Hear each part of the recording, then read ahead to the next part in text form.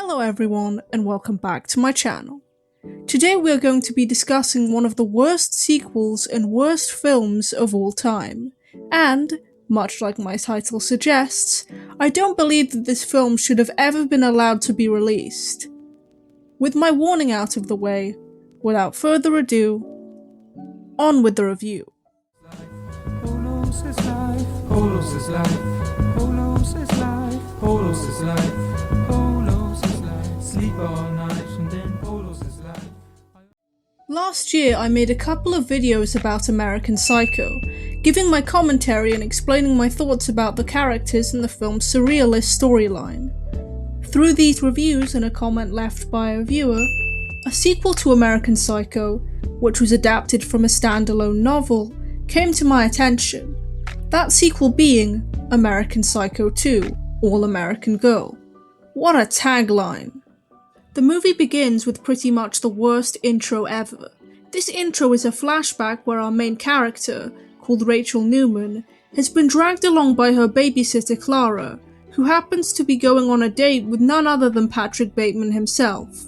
Clara is killed by Bateman, who is in turn killed by Rachel. So I did what I believe many of you would do in similar circumstances. I took matters into my own hands. And it changed my life forever.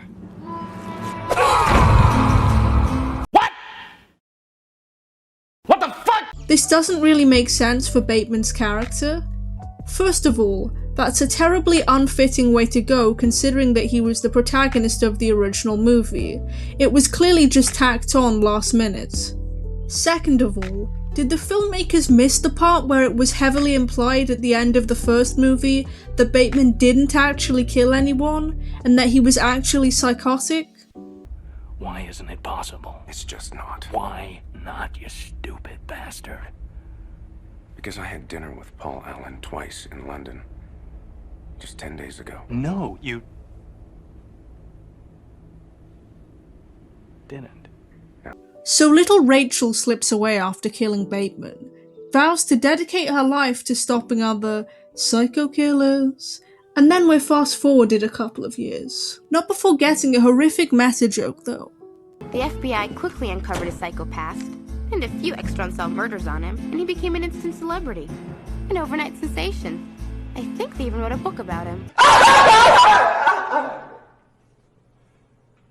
Now, after skipping to the future, Rachel is not only a college student studying criminology, but she is also now played by Mila Kunis. She gives us this monologue about how she's a massive nerd who really cares about her work, and we are introduced to her professor, who is played by none other than Captain Kirk himself. That's right, ladies and gentlemen, this character here is Robert Starkman, who apparently used to be the FBI's top serial killer profiler, who suddenly switched careers to become a professor. Mysterious, I know. I bet you're all on the edge of your seat to find out why. Guess what the last case he worked on was? He suddenly made a startling life change and became a teacher. Some say it was his last case. The mysterious death of serial killer Patrick Bateman. You gotta be fucking kidding. Rachel aims to become teaching assistant under Starkman, as almost every person who has easily gotten into the FBI training program, and introduces us to Starkman's previous assistant, Elizabeth McGuire, who is soon leaving. Remember her, she'll be important later. While Starkman is nerding out during a lecture about different serial killers, such as H.H. Holmes and Albert Fish, Rachel clues the audience in on who the people in her class that she considers her main competition are.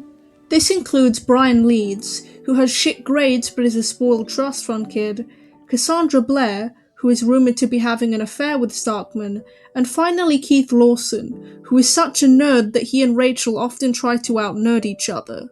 After class, Rachel stays behind and spies on Starkman, who is giving Cassandra a love heart necklace while she refers to him as Bobby. I'm getting the word nonce. This is totally inappropriate not only because he's her professor, but he is also married with a child. Both Rachel and Brian's applications for teaching are rejected. Brian because his GPA is too low, and Rachel because she's a freshman. I don't really know how these kind of programs work in the US in real life, but that's a pretty stupid reason to reject an application. If she can do the work, she can do the work. Neither of them take it very well. Brian responding Malfoy style, all, "You wait till my father hears about this!" Whereas Rachel waits until the receptionist lady gets home and then beats her to death with her Employee of the Year award, after Brian makes a snide comment about it. Hey, do you think they give those things out for Bitch of the Month? Because that hag in there could be the reigning champion. She's lucky I don't bash your brains in. The kill is shot very cheesily. There's obvious early 2000s music in the background, and the actual killing is shown through choppy slow-mo shots of the reflection on the microwave. I was so glad that she got that cat out in time though, and at least he'll have a nice snack while waiting for the police to arrive.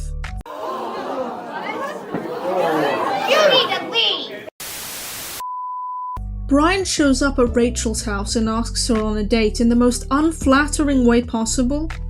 Listen, Rachel, we should get to know each other better. Is it just me, or is there unspoken sexual tension between us? You know, we should just bring it to the surface and stop lying to each other. You better stop! Are you on crack? But she agrees to go anyway. While on the date, Brian tries to bribe Rachel to not take the teaching assistant position, which she refuses, although she seduces him and gets him to agree to go to her room with her, where she garrots him as the camera slowly pans away with him struggling in the background. After this, Rachel goes to visit the school psychiatrist Dr. Daniels, who is creeped out by her. He warns Starkman that a student that is in his class who he refuses to name is a sociopath, is obsessed with him, and that he should be careful, although he lies to Rachel and says he was talking to his mother when she returns and interrupts the call. Starkman mistakes this anonymous student for Cassandra, who also just so happens to be next on Rachel's hit list. Rachel fakes Cassandra's suicide, writing a note saying, "He didn't love me enough, I'm sorry." I can't really feel bad for her because she showed a blatant disregard for Starkman's family for having the affair. Keith then has an epic nerd-out roast battle with Rachel in class, arguing about who knows more about Ted Bundy, Wattpad fanfiction style. She utterly obliterates him, although she continues to see him as a threat. Rachel then asks Starkman a question, and he gives an answer which is completely wrong in my opinion. Now, Professor Starkman, how would you classify a killer whose downward spiral was actually calculated into their grand scheme?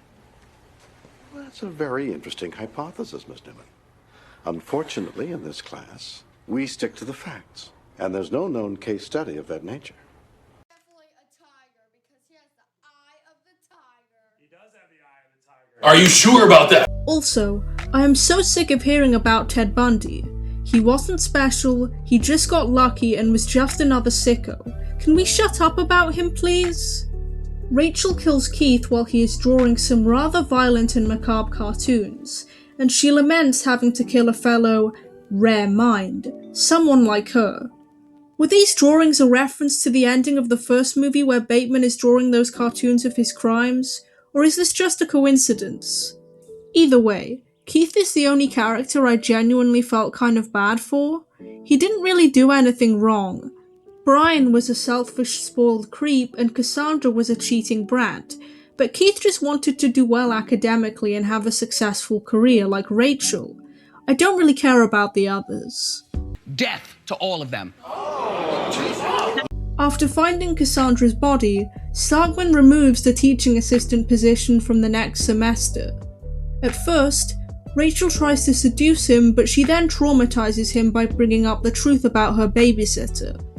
Clara was the original Cassandra, and she died because Starkman brought him up and she wanted to investigate. Hold on. Who is this? Wait a minute! Who are you? Are they sure they caught the right guy? Because this definitely is not Christian Bale. Starkman is so caught up in what's happening he falls to his death out of a window, and Rachel's murderous behaviour is witnessed by both a security guard and a janitor, so she kills them both.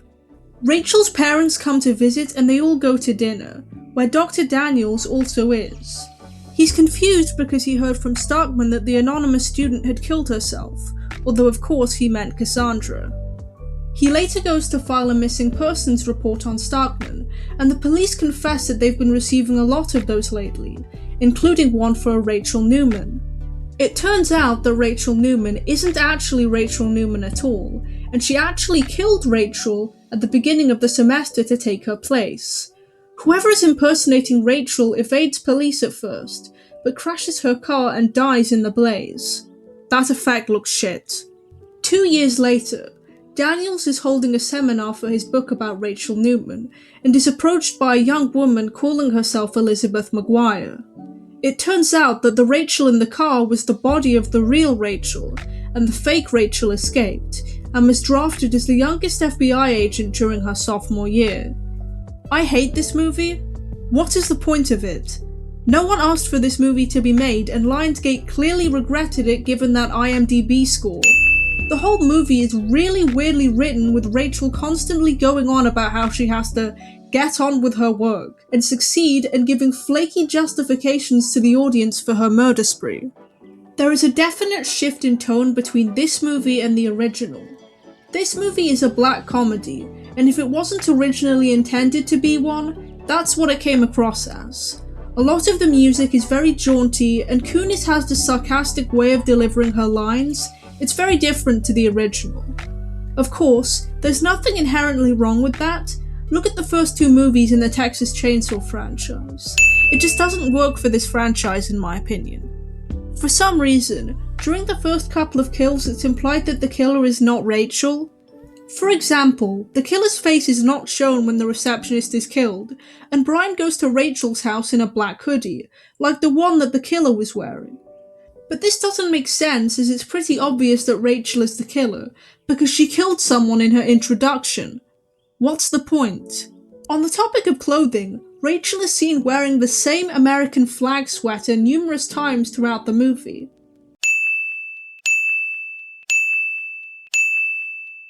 I don't know if it's because they were really trying to sell the all-American girl tagline, but it was starting to piss me off. Get this girl a change of clothes for God's sake. All in all, this movie has absolutely nothing to do with the original movie, minus the shitty intro with the most unbecoming death given to a main character in a sequel known to man. However, there is a reason for this. In a 2005 article with MTV, Kunis had this to say about the movie. "Please, somebody stop this," she said in reference to a potential third movie. "Write a petition. When I did the second one, I didn't know it would be American Psycho 2. It was supposed to be a different project, and it was re-edited. But, I don't know. Bad. Good on her for having taste, but I guess that explains why this movie isn't really much of a sequel, and is only so in name. Well, that's all for this video. Be sure to follow me on social media, as they are all linked in the description box below. Don't forget to like and subscribe, and to leave your thoughts in the comments down below. And as always, thanks for watching. Nothing like a polo to ease my mind. With polos by my side, I'll always shine. The blue and green ones are my favorite kind, but I'll eat the colored ones from time to time. Cause polos is life, polos is life, polos is life, polos is life, polos is life, polos is life. Sleep all night and then polos is life.